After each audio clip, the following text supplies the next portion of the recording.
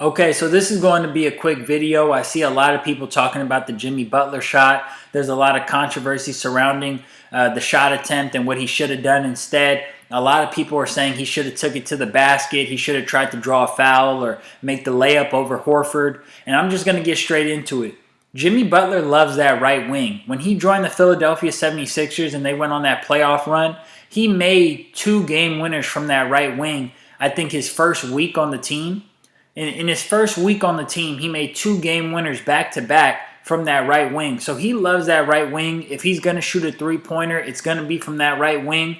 It's a pull-up jumper. It's in momentum. People don't realize that he's tired. This is late in the game. He played the entire game. So taking it to the rim against a great defender like Al Horford, it's easier said than done.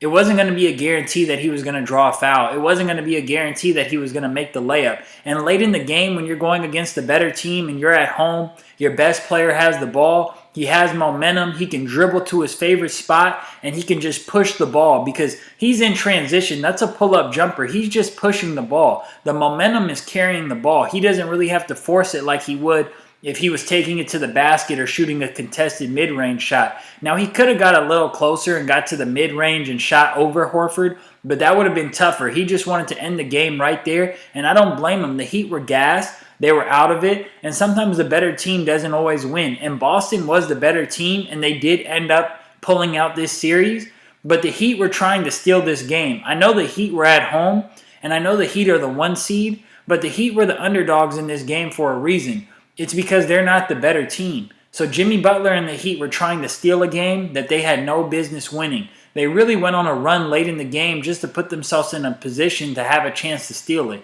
And Jimmy Butler went up for that shot, and you got to live with it. That's your best player taking an open shot from his favorite spot on the court with the game on the line at home. You're just going to have to live and die with those results every single time.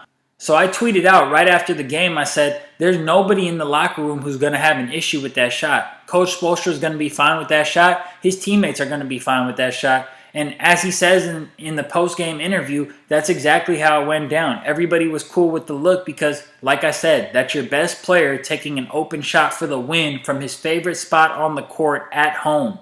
You just live with the results. I know Jimmy Butler isn't a three-point shooter like that, but you live with the results. But anyway, I'm just going to play this clip real quick and let's get into it. My thought process was go for the win, which I did. Missed the shot, but I'm taking that shot. My teammates liked the shot that I took, so I'm living with it. I thought it would have been an incredible storyline, Jimmy to pull up and hit that three, and I love that about Jimmy. That was the right look, and I just thought as it was leaving his hand, I thought for sure that was going down. Yeah, I thought that ball was going in too. That I was like, man, what the hell? But he missed. We get the rebound. We move on. All right, SA, it's not always going to fall your way. Do you have any issue with Jimmy going for it and taking that shot? Zero. You can look at the numbers and point out that in the postseason during the playoffs, he was 10 of 26, 38% in pull-up threes. You can point to things like that, even though he ended up shooting 29% from three-point range for this series. I take into account a few things. Number one, he had been making shots throughout the last 2 games or so. Remember, he went through a 3-game stretch when he was only averaging 9 points after averaging 35 in the first 2 games of the... Like, that's not a bad look, guys. That is not a bad look for your best player from his favorite spot on the court. That is not a bad look. That is not a bad look for a guy who has played the entire game and is gassed and might not even have the energy to get to the rim. That's the best look that he's probably going to get. Series, and then the last 3, he really turned it on, particularly the last 2, where he ended up scoring 82 points in 2 games. But this is the part that I think everybody is missing. I mean, what else do you really want from Miami? It's not like Miami has somebody Jimmy Butler could have deferred to and get the ball to make a play or something. Like, the Miami Heat were living off Max Strus handoffs. They were just It was like Bam Adebayo handing the ball off to Strus and him throwing up a contested three, or maybe getting a dribble drive to the rim off the defender playing him too tight and him getting an angle or something. Like, this team's half-court offense was atrocious. They didn't have anything. Kyle Lowry was a shell of himself coming off the injury. He's out of shape right now. There's no offense on the team. They didn't have nobody. They had to pull Oladipo out of the doghouse and start giving him major minutes at the end of the season, like in the playoffs. Like, they had nothing to work with. So that's your best player, probably the only guy who you could really count on to create a look for himself off the bounce, and you just live with the results of it. Jimmy Butler is aware Kyle Lowry ain't healthy. Max Strus isn't 100% healthy. Tyler Hero was out there trying to give you what he could, even though he wasn't healthy with his groin injury, okay? You had so many guys depleted by injuries.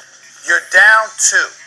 You came back with an 11-0 run to pull within 2. Jimmy Butler didn't want overtime because Jimmy Butler ain't healthy either. This guy was pushing and pushing and pushing, and he knew that he didn't have but so much left. So what did he do? He made a decision, recognizing himself and the rest of the team and the precarious situation that they were in due to their debilitating health. And he said, I got a chance to win this right here. Okay? If I pull up and I make this 3, then where are we? We're up 1 with about 15, I forgot whether it's 15 or 11 seconds left. We're up 1 in a game that we really got no business being up in. Exactly. That's the point. Stephen A is right. Jimmy Butler taking that shot was the only option.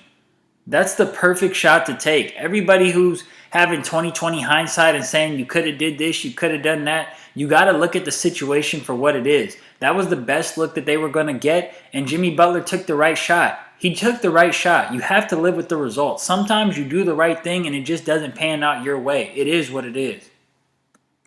Up 1, and then guess what? We make a stop and we win the Eastern Conference, and we head on to the finals, and I get a full 5 days rest before it's time to go, or a little 4 days rest rather, before it's time to go up against the Golden State Warriors. That's the decision that he made. I think people are looking at the play. They're not looking at his injuries. They're not looking at how hurt he was. They're not looking at how hurt the other guys were. And him recognizing the chances of us winning in overtime was slim to none. Facts. There was no way that the Miami Heat were going to win in overtime. The Boston Celtics were the better team. And the Heat went on a run, and Boston didn't have an answer to that run, and the Heat needed to capitalize on that run because they weren't going to get another run. That was that last win. They put all their heart and soul into that last run, into that last bit of win to try to pull it out. And to their credit, Miami, man, they're a really formidable team. They play hard, they hustle hard, they play the right style of basketball, but they just didn't have quite enough talent to compete with this Boston team for a full 48 minutes for a full 7 games. They had highs and lows where it looked like they had a shot at getting at Boston, but overall, we all kind of knew that Boston was going to win this series. I had Boston in 6 because I respect the process and I respect the style of play and the approach that Miami brings to basketball games. It ended up going 7, which shows just how, not only how inconsistent Boston is, but how formidable Miami truly is. But no one really thought Miami was going to win this series. Once again, the best player on your team has the ball in his favorite spot for the game. Not only for the game, but for the season. You live with those results, and sometimes they just don't work out for you. So I agree with Stephen A here. Anybody who's saying Jimmy Butler didn't take a good shot or questioning the Jimmy Butler shot, you're just not being realistic. You're not really looking at the situation in totality for what it is. The Heat were not going to win in overtime. It's not a guarantee that Jimmy Butler was going to make a layup. This isn't 2K. He's tired. He's out of gas. This is 48 minutes into a basketball game. He's played the entire game. He's played the entire way. I mean, come on. He's a warrior. He's a soldier. Jimmy Butler's one of those guys. Look, I think Jason Tatum's better than Jimmy Butler. I think there's quite a few guys in the league who are better than Jimmy Butler. But what he brings, especially when you need it most, it's just undeniable. This is a guy who steps up and who plays his best basketball when it matters the most. He may coast through the regular season. He may frustrate you with his style of play, not hitting enough jumpers from the perimeter. But when it matters most, he finds a way to get the job done. And a guy like that could play for my team any day. So Jimmy Butler's a warrior, and you really just can't be mad at his decision making in that moment. So thanks for watching. Peace.